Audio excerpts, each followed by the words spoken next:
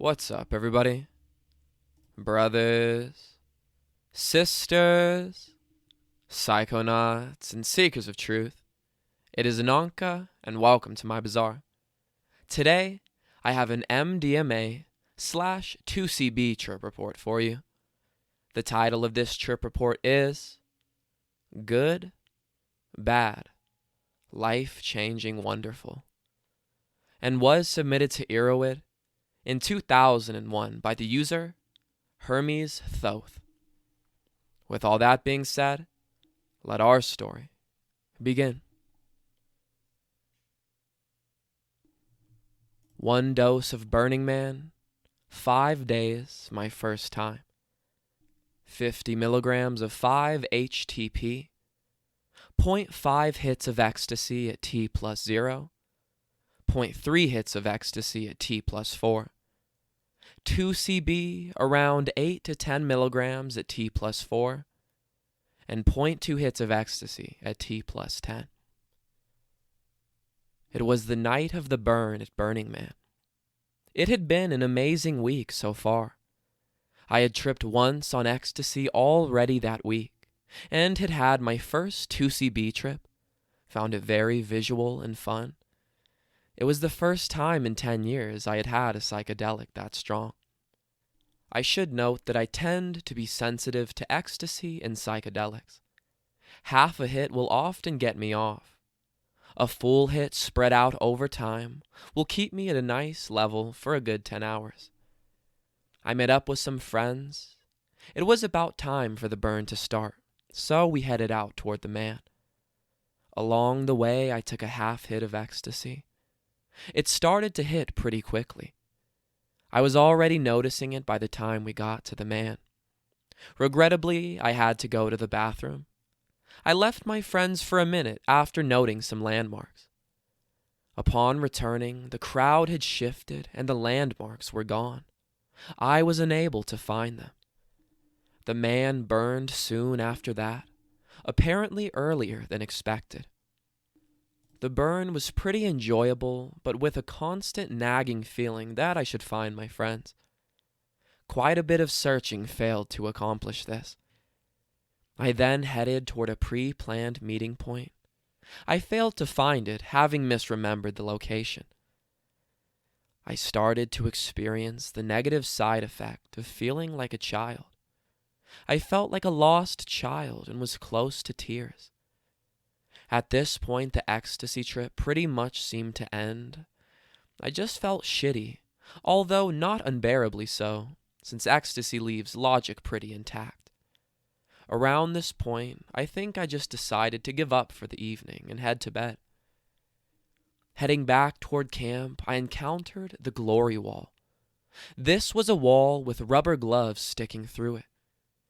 People on one side could anonymously touch, feel, etc. the person on the other side. In my mood, this was perfect. I felt too pissy to really interact with anyone face to face. My encounter with the wall left me feeling much better and kind of amused, at which point I decided real people sounded better than bed after all. I headed toward a camp where I knew a lot of friends would probably still be awake. After talking to a few people, I felt much better. The ecstasy kicked back in again.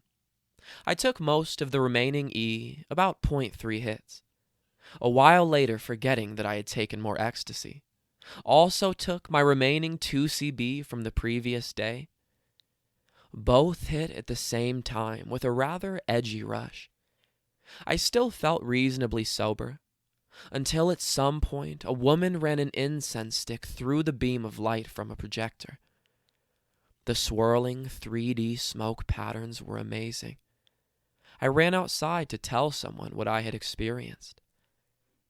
After that, it was simply amazing. There were a lot of visuals and the camp was kind of melting, but I barely noticed any of this. It was the empathogenic qualities that I noticed. It felt like being mildly drunk while on 100 hits of E. Everything was simply perfect. Dancing, standing still, talking, thinking. They were all simply perfect. At this point, I realized only one thing could be better than this: making other people happy while in this wonderful state. At that instant, I felt something like a touch on my shoulder. It felt like God had touched me and said, "You're free." This meant freedom from all want and desire, freedom to do and be anything, true perfect freedom. I started helping out with food service at the camp. I could not stop dancing while working. I don't remember any visuals from this point forward because I was so involved in what I was doing that the visual part of the trip just ended. Morning came, and as often happens, the morning sun made the ecstasy kick back in hard. I took the remaining E as well. Morning was perfect and beautiful beyond words. Everything looked like they had been painted by a great medieval painter. Almost all my friends had tripped on something and were all very happy as well. This was more than a feeling. It was like a place. I was certain this shining, love-drenched place was what was meant by the kingdom of heaven. It's not a place you want to go when you die. It's a place individuals and groups can go without ever leaving the world. The place has a taste and a smell sweeter than any words can describe. It is a place where death is irrelevant, not because it doesn't exist, but because now is real. And no matter what happens in the future, you are so alive right now. We tore down the camp. I worked hard all day in a state which I believe is called Wu Wei. I was unaware of the passage of time until the sun went down.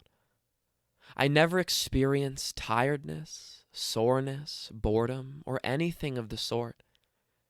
It was simply wonderful. Just existing, no matter what you did, was a great pleasure. The next night, as if to drive home a point, I was accidentally splattered by human ashes during a very chaotic memorial service. For a week, I thought it was afterglow. Then I realized I had changed in a deeper way. I had been in denial about certain issues since childhood. I had dealt with death originally by believing in an afterlife, then by ignoring it. Now approaching my mid-30s, and having worked in the medical field for a while, this was no longer feasible. That night showed me the answer to living as a mortal being without the need for denial.